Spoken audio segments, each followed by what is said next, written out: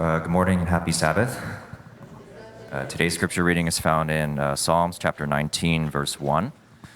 For the director of music, a psalm of David. The heavens declare the glory of God. The skies proclaim the work of his hands.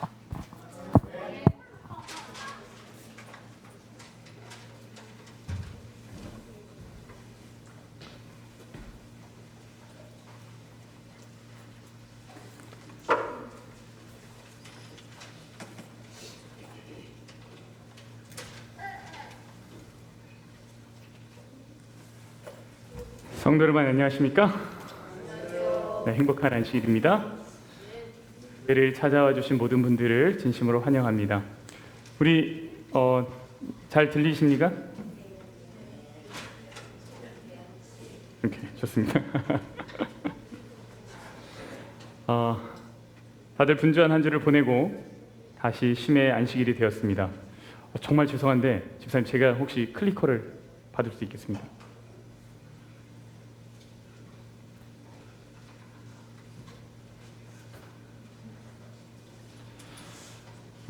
이 쉼의 안식일이 되었는데요.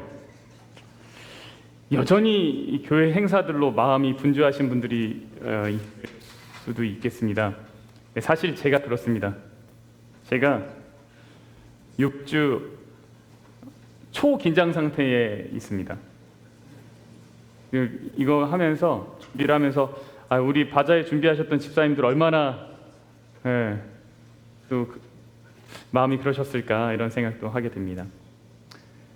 근데 그래서 더 자주 기도하고 하나님의 이름을 부르게 됩니다. 하나님을 의지한다는 것은 아주 찰나에 결정되는 일인 것 같아요. 찰나. 내가 하나님을 의지하느냐 아니냐는 순간 결정됩니다. 순간순간 하나님을 부르면 그때부터 내 마음이 이제 새롭게 되죠.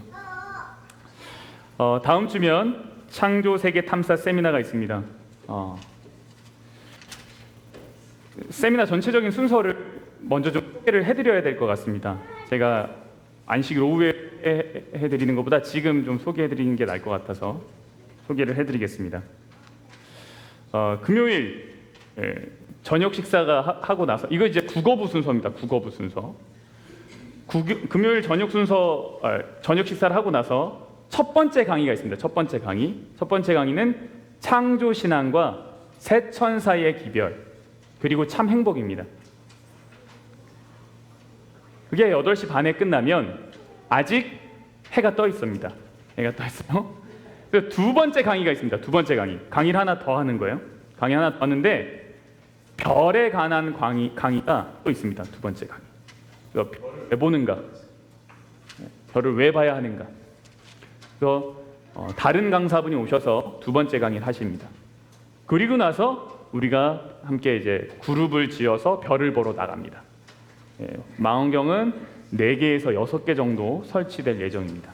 그래서 각각 이제 다른 별들을 우리가 이제 보게 될 겁니다. 그 다음 안식일 학교는 우리가 이제 평소대로 안식일 학교를 합니다. 이제 강사분께서 안식일 학교 순서를 진행합니다.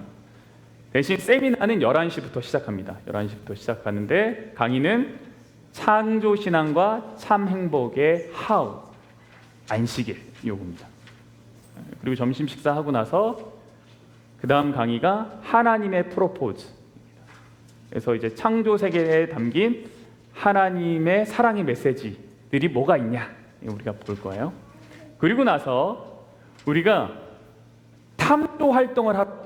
새를 보러 나가는데 어떻게 새를 볼 것이냐, 오후 활동을 어떻게 할 것이냐에 대한 그 내용을 그룹별로, 소그룹별로 진행합니다. 그래서 다 준비를 했어요. 우리가 발견할 수 있는 새 종류, 그리고 그 새가 어떤 울음소리를 내는지 이제 우리가 확인을 먼저 할 겁니다. 그리고 공원에 가서 그 새를 발견하고 혹은 그 새의 소리를 우리가 이제 들어볼 거예요.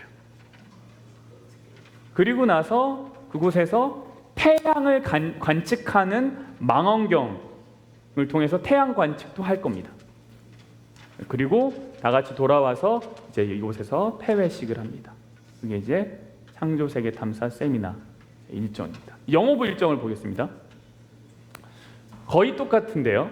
이제 금요일 저녁에 이제 이건 뉴스들, 이 영어권 뉴스들을 위해서 디자인된 시간표입니다. 첫 번째 강의는 이제 저희는 바로 왜 별을 보는지에 대해서 강의를 듣습니다. 강의를 듣고 나서 스몰 그룹을 할 예정이에요. 스몰 그룹. 그래서 뭐 하냐면 우리가 이제 그 별자리 이용해서 만들기 같은 거를 할 예정입니다. 그리고 나서 우리 나가서 이제 별을 관측합니다. 그 다음 아침에 다 같이 모여서 우리 국어부와 같이 강의를 듣고 점심을 먹고 그 다음에 오후 강의 이제 하나님의 프로포즈 이제 비슷한 주제로 강의를 듣고 그리고 나서 우리는 뭐 하냐면 스몰 그룹을 하는데 이때 영어부는 만들기를 합니다. 뉴스들은 만들기를 할 거예요. 만들기. 뭐 만들 거냐? 컵 받침을 만들 거야. 컵 받침. 그래서 아주 예쁜 컵 받침을 만들 겁니다. 그리고 나서 이제 어떻게 우리가 새를 보고 새 소리를 들을 건지 같이 공부를 하고 그리고 이제 탐조 활동을 하러 나갑니다. 나가서 똑같이 탐조 활동하고 나서 돌아와서 이제 폐회식을 합니다. 이게 저희의 창조 세계 탐사 세미나 일정입니다. 자, 어느 정도 이제 이해가 되셨죠? 한 분만 이해가 다 이해가 되셨죠? 네, 이거를 다음 주 Friday and Saturday Would you join?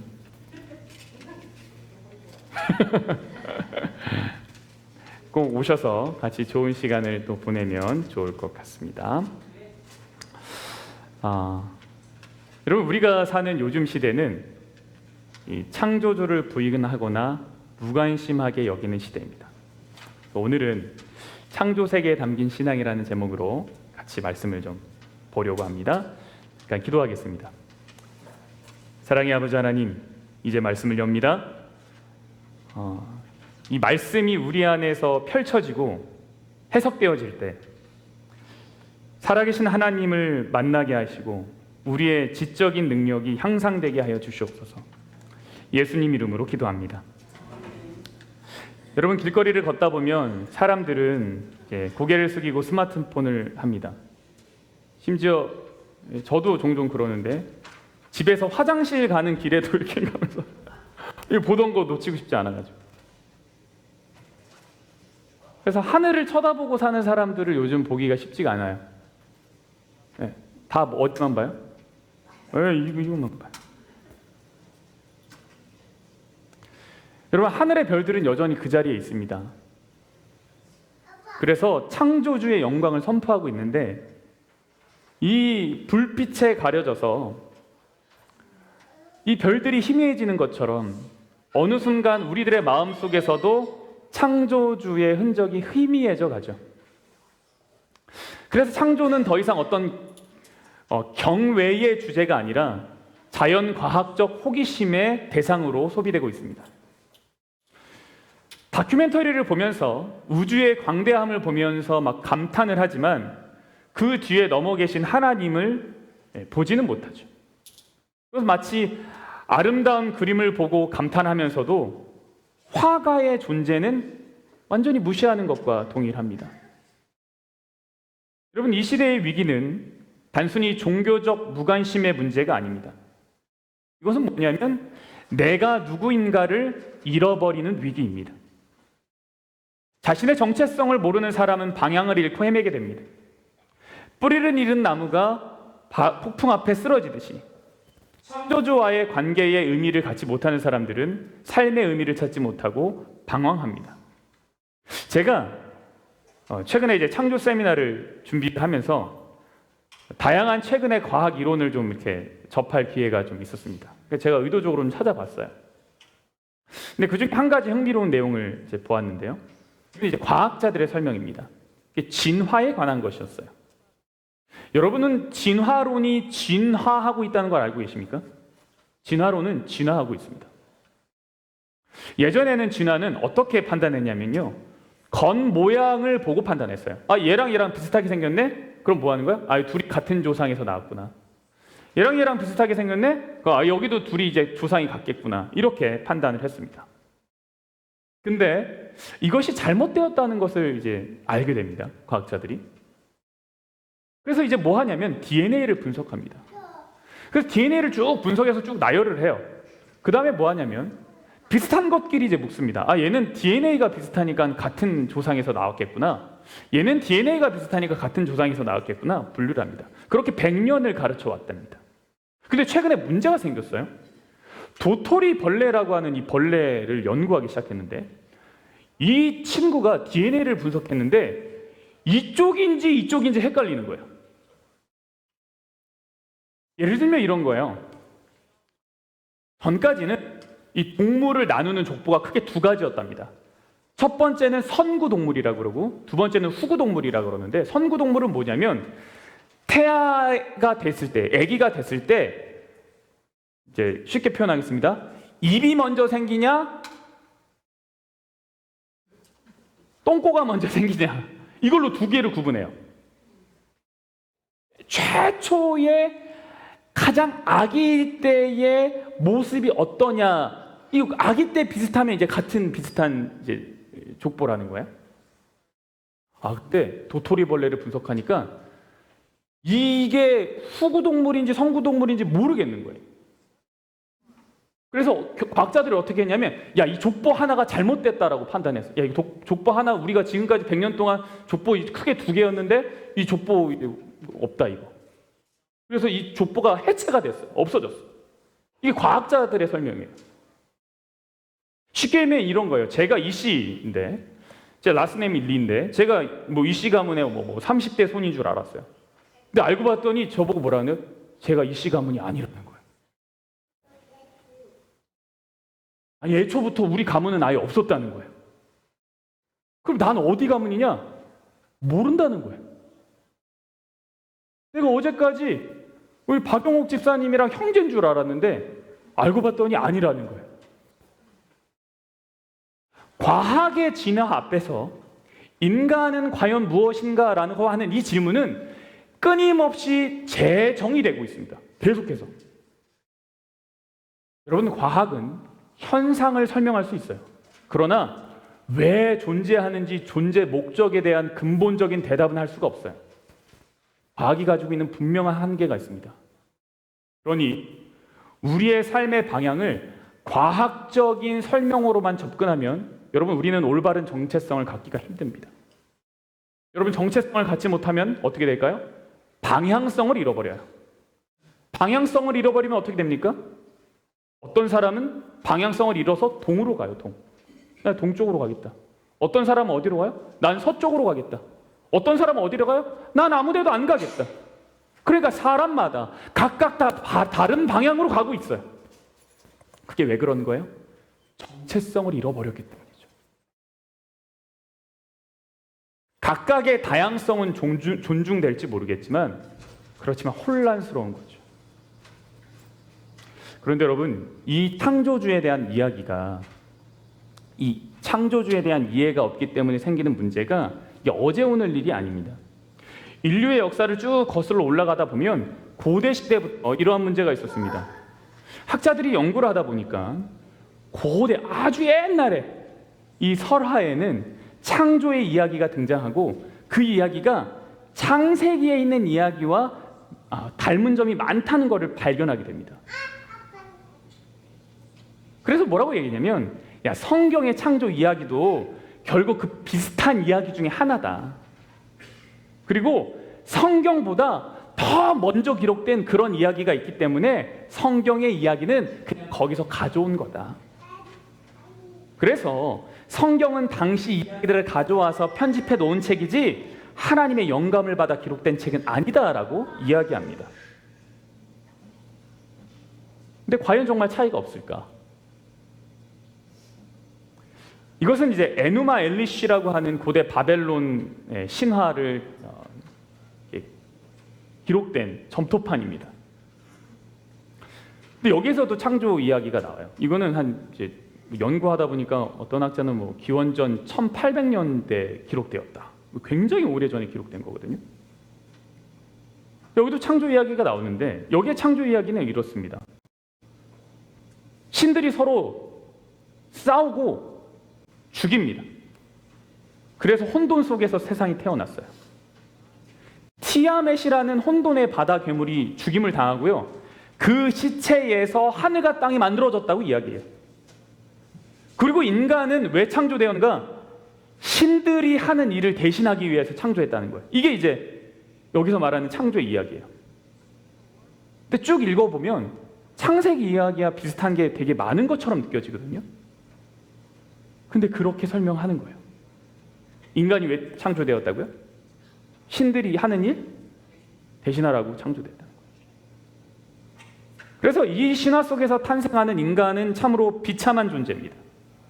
혼돈으로 태어나서 노예로 살다가 죽음으로 끝나요. 의미도 목적도 희망도 없습니다. 그런데 성경의 창조 이야기는 전혀 다르죠. 성경은 세상이 전쟁과 시체 속에서 태어난 것이 아니라 말씀과 사랑과 질서 안에서 창조되었다라고 말하고 있어요. 하나님이 이르시되 빛이 있으라 하시매 빛이 있었다. 이것이 뭡니까? 폭력이 아니라 말씀으로, 혼돈이 아니라 질서로, 미움이 아니라 사랑으로 창조된 것이죠. 고대 근동 자료를 좀 비교해 보면 이 시편 19편이라고 하는 이 시와 아주 비슷한 형태들의 시들이 있다는 걸 또 사람들이 발견합니다.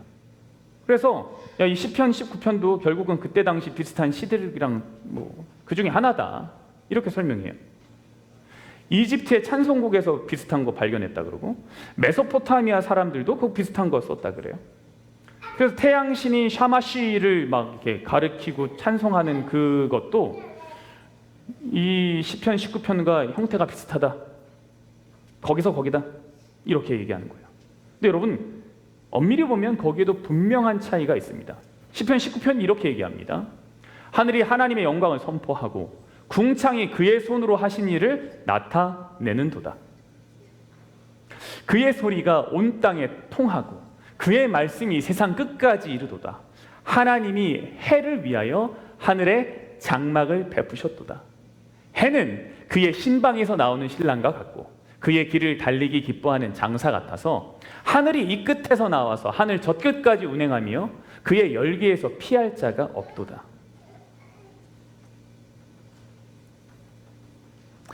시편 기자는 시편 19편에서 해를 낮을 해의 삶으로 묘사를 하고 있어요. 해가 이제 탁 나와서 뭐 하기 시작해요? 달리기를 기뻐하는 장사 같대요.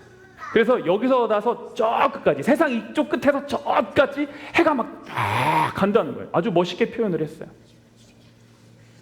이것을 장엄한 과정 그리고 따스함으로 이 시편 기자가 관찰을 했습니다. 그리고 뭐라 그러냐면 거기에는 너무도 분명한 유일한 하나님의 계시가 있어요. 가슴에 감탄과 경의가 있어요. 근데 고대 근동의 다른 종교는 이 똑같은 자연의 계시를 대하면서도 어떻게 보냐면 해가 유일하고 참되신 하나님을 보여준다라고 말하지 않고 뭐라고 설명하냐면 해는 여러 신들 중에 하나라고 말해요. 그러니까 그들은 태양을 신 중에 하나로 봐요. 근데 시편 19편은 분명히 뭐라 그래요? 태양은 하나님이 만드신 거예요. 완전히 다르죠. 두 가지 다 형태가 비슷하고 등장하는 이야기들의 요소가 비슷한 것이 있을지 모르지만 근본적으로 완전히 다른 이야기를 하고 있어요. 여러분 무엇이 이 차이를 만들어낼까요? 왜 이런 차이가 생겼을까요? 같은 하늘을 보고 같은 땅을 밟고 사면서도 왜 이렇게 다른 결론에 도달합니까? 성경이요 뭐라고 주장하냐면 창조가 하나님의 영광을 선포한다라고 주장하고 있어요. 그러면 왜 모든 사람이 이를 고백하며 그분의 이름을 찬양하지 않습니까? 왜 그런 거예요? 같은 세상을 보고 왜 다른 결론을 내게 되었습니까? 결론부터 말씀드리면 이것은 해석의 문제입니다. 뭐의 문제라고요? 해석의 문제예요. 해석의 문제. 사도 바울이요 로마서 1장에서 이 문제를 아주 핵심을 정확하게 지정하고 있어요. 창세로부터 그의 보이지 아니하는 것들 곧 그의 영원하신 능력과 신성이 그가 만드신 만물에 분명히 보여 알려졌나니 그러므로 그들이 핑계하지 못할지니라. 하나님을 알되 하나님을 영화롭게도 하지 아니하며. 여기 뭐라 그러냐면 모든 사람들에게는 만물이 알려졌다 보여졌다. 천연계는 누구에게나 열려있다. 어떤 사람에게만 태양이 있는 것이 아니다. 모든 사람에게 태양이 있다. 같은 해가 뜨고 같은 별 반짝이고 같은 꽃이 피어난다. 그런데 뭐가 문제냐? 그 안에서 그들은 하나님을 보지 못한다. 바울이 말해요. 바울의 개념을 빌리면 이런 거예요. 인간은 그들에게 주어진 하나님에 관한 지식을 억누르고 있는 거예요. 보여졌는데 뭐 하고 있어요? 그거를 억누르고 있다는 거예요. 이집트인도 메소포타미아인도 하나님의 계시를 억누르고 왜곡시켜서 창조주 대신 피조물을 섬기게 된 거라는 거예요. 이거 왜 그런 거예요? 인간이 가진 죄성 때문입니다. 마치 아버지의 사랑을 받으며 자란 자녀가 반항을 하듯이 창조주의 은혜 안에서 살면서도 창조주를 인정하지 않는 거죠. 그 결과 어떻게 됩니까? 마음이 어두워지고 창조주 대신 피조물을 섬기게 되는 것입니다. 돈을 신으로 섬기고 쾌락을 우상으로 만들고 쾌락을 절대적 가치로 추구합니다. 창조주는 사라지고 피조물만 남게 되는 거죠. 여러분, 이것이 우리에게 알려주는 게 뭐냐면 해석의 중요성이에요. 해석의 중요성. 이 세상을 어떻게 읽을 것이냐, 그게 중요한 거예요. 이 자연을 보고 이걸 어떻게 읽을 것이냐, 그게 너무 중요한 거예요. 어떻게 해석하느냐가 전혀 다른 진리를 만들어내는 거예요. 어떤 사람은 꽃을 보면서 우연한 진화의 산물이라고 이야기해요. 근데 또 어떤 사람은 꽃을 보면서 창조주의 섬세한 손길을 느껴요. 어떤 사람은 밤하늘의 별을 보면서 무한한 우주의 외로움을 느끼는데 어떤 사람은 별을 보면서 창조주의 무한한 사랑을 깨달아요. 그래서 여러분, 창조를 믿는다는 것은 나무를 볼 때도 별을 볼 때도 그분의 성품을 읽어내는 믿음의 해석자가 되는 겁니다. 한번 따라해 볼까요? 믿음의 해석자가 되자. 믿음의 해석자가 되자. 여러분 다 해석자가 되셔야 돼요.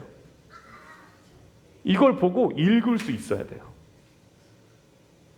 봄에 피어나는 벚꽃을 보면서 하나님의 아름다우심을 볼 수 있어야죠. 가을의 단풍의 절정을 보면서 하나님의 예술적 감각을 느낄 수 있는 거죠. 겨울 눈송이의 정교함을 보면서 하나님의 세심함을 관찰하는 거죠. 여름의 천둥소리를 들으면서 하나님의 권능을 깨닫는 거예요. 여러분, 자연은 하나님의 살아있는 교과서입니다. 그래서 우리는 단지 보는 것이 아니라 뭐가 필요해요? 해석하는 신앙이 필요해요. 같은 풍경을 보면서도 신앙의 눈으로 보는 사람은 거기서 하나님의 음성을 듣는 거죠.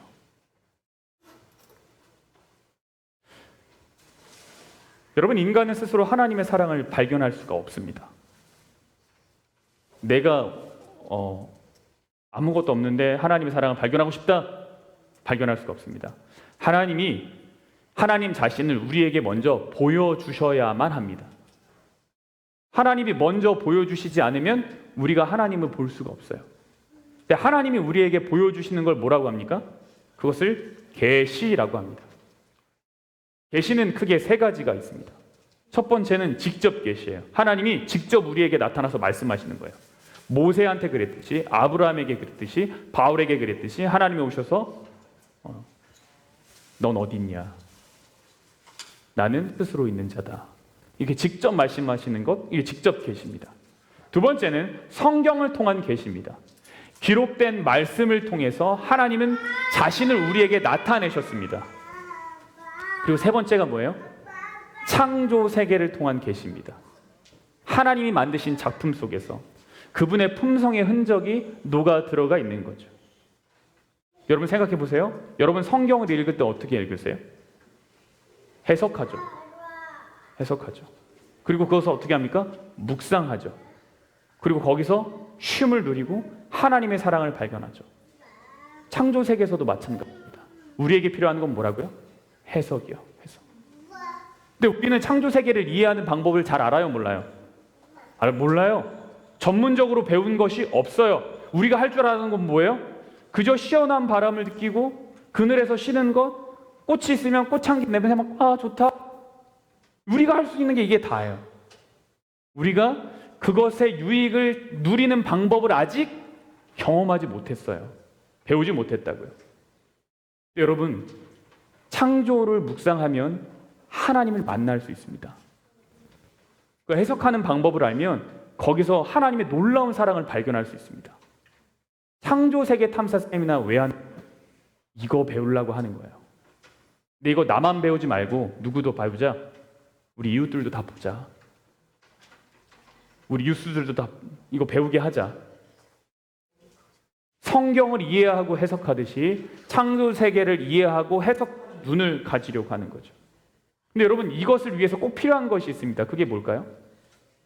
기다림과 인내입니다. 여러분, 성경 읽어보셨죠? 성경 읽어보셨죠? 그 성경 읽으면은 잘 읽혀요? 쉽게 읽힙니까? 읽자마자 어떻게 돼요? 모르겠다.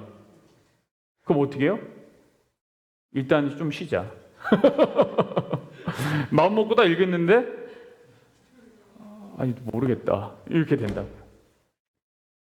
성경을 읽으면 곰곰이 생각하면서 기다리면서 이렇게 잘 봐야 돼요. 지금 뉴스들이 그거 공부하고 있습니다.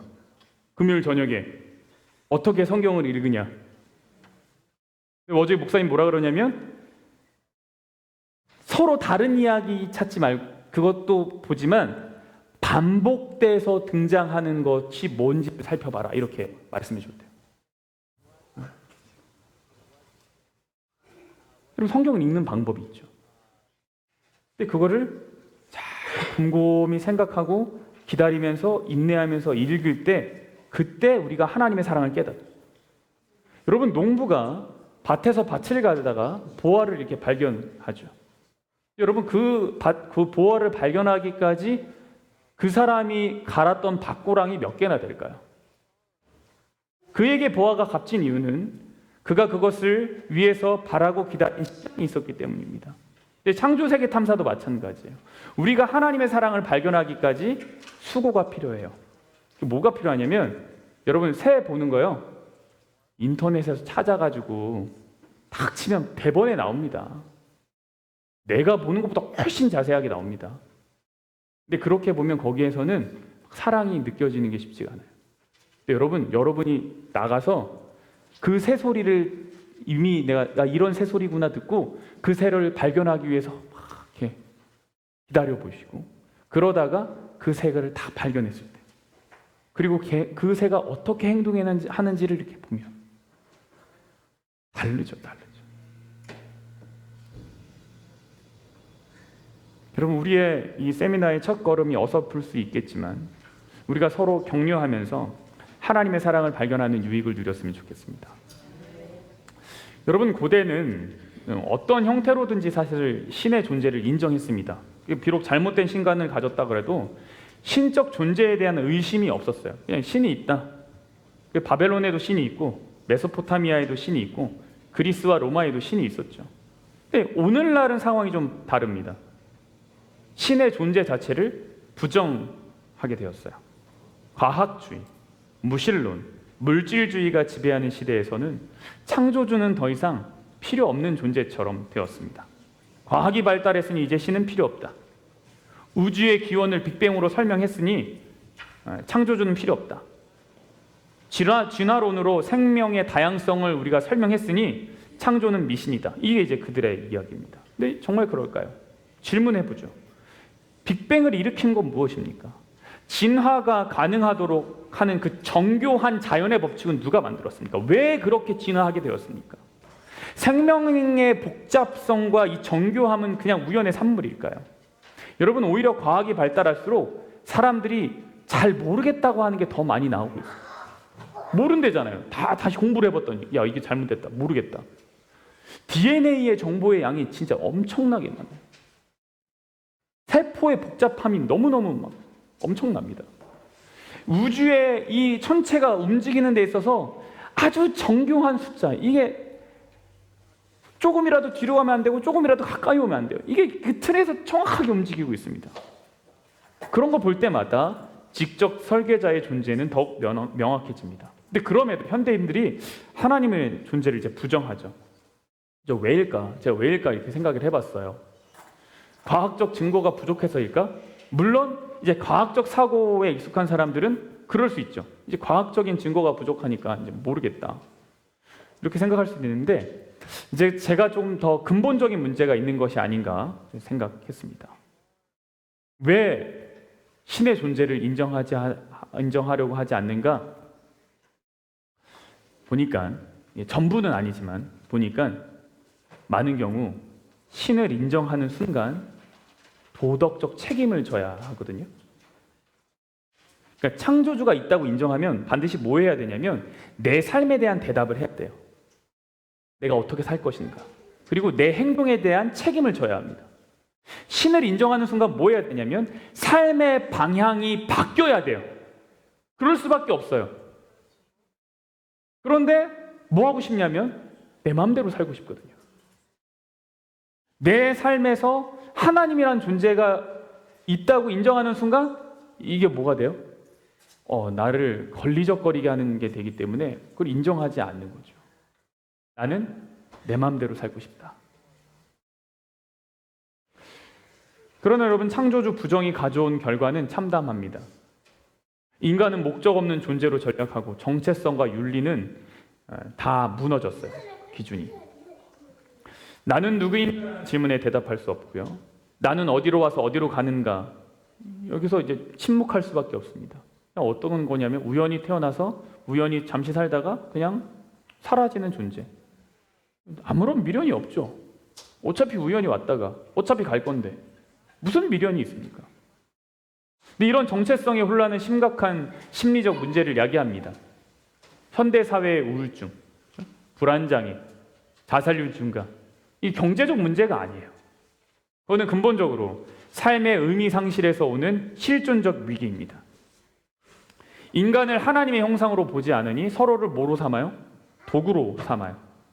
약육강식의 논리가 지배가 하고 승자 독식 사회가 됩니다. 생명의 존엄성은 사라지고 효율성과 경쟁력만 남아요. 여러분 그걸 아십니까? 이런 창조신앙의 위기, 이 전보다 그 어떤 시대보다, 과거의 어떤 시대보다 지금 오늘날 창조신앙이 가장 위협받고 있는 세대입니다. 근데 이것은 단순히 과학의 발전이 만들어낸 결과가 아니에요. 과학이 발전이 됐으니 이렇게 된 것이다? 아니에요. 요한계시록 14장 분명히 얘기하죠. 그가 큰 음성으로 이르되 하나님을 두려워하며 그에게 영광을 돌리라. 이는 그의 심판의 시간이 이르렀음이니 하늘과 땅과 바다와 물들의 근원을 만드신 이를 경배하라. 이것이 마지막 시대에 선포되는 첫 번째 기별이죠. 왜 이 메시지가 그렇게 중요합니까? 창조주에 대한 경외가 사라진 시대를 우리가 살고 있기 때문입니다. 과거의 시대는 하나님의 존재를 의심하는 시대는 아니었어요. 자연의 경외감을 가지고 살았어요. 오늘날은 달라요. 진화론이 교육을 지배하고 무신론이 학문을 점령하고 물질주의가 사회를 지배하고 있습니다. 과거나 오늘이나 하나님의 사랑은 동일했고 하나님이 인간을 구원하는 방법도 그 구원하시는 일도 동일했습니다. 근데 여러분 각 시대마다 강조되었던 메시지들이 있어요. 분명하게 있어요. 그러니까 성경의 메시지가 다 동일하거든요. 그런데 잘 보십시오. 각 시대마다 필요했던 메시지가 다 있어요. 타락 전에 필요했던 메시지는 생육하고 번성하라는 메시지였어요. 노아 시대의 메시지는 죄의 심각성을 깨닫고 회개하라는 부르심이었어요. 아브람 시대부터 출애굽까지에는 언약이 얼마나 중요한지가 그 주요 메시지였어요. 출애굽 때부터 가나안 정복까지는 거룩한 삶이 강조되는 메시지였어요. 왕정 시대에서는 진정한 왕이 누구냐가 그 시대의 메시지였어요. 우리에게 묻고 있어요. 계속해서 시대가 주는 메시지가 있어요. 마지막 시대를 우리가 왜 살고 있는가? 성경이 얘기하고 있어요. 지금 이 시대에 주어진 메시지가 우리에게 너무 필요하다는 것을 분명하게 말해주고 있어요. 우리 마지막 시대에 살고 있어요. 창조주에 대한 경배, 그것을 잃어버린 사회가 오늘의 시대인 것이기 때문이죠.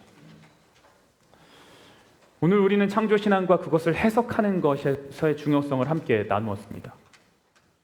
그것이 요즘 시대처럼 강조되었어야 됐던 적은 없어요. 창조신앙은 우리의 근본적인 세계관을 다루고 있기 때문입니다. 하나님은 무질서한 혼돈 속에서 질서를 세우셨고 죽음 같은 어둠 속에서 생명의 빛을 비추셨습니다. 그분은 멀리 떨어져 있는 존재가 아니라 지금 이 순간에도 우리 한 사람 한 사람을 부르시는 인격적인 창조주입니다. 하나님이 말씀하세요. 내가 너를 만들었다고. 너는 나의 형상대로 지음을 받은 존재라고. 이 말씀 앞에서 우리는 우리가 누구인지 어떻게 살아야 하는지를 묻게 됩니다. 여러분, 우리가 이제 있을 창조세계 탐사 세미나를 통해서 창조주를 발견하게 되기를 바랍니다. 그분의 무한한 사랑을 찾아내는 이 영적 안목을 갖게 되기를 축복합니다. 그래서 우리의 삶이 방향을 잃은 삶이 아니라 하나님의 사랑으로 풍성하고 소명이 있는 삶이 되기를 축복합니다. 우리 이제 함께 일어나셔서 찬양하겠습니다.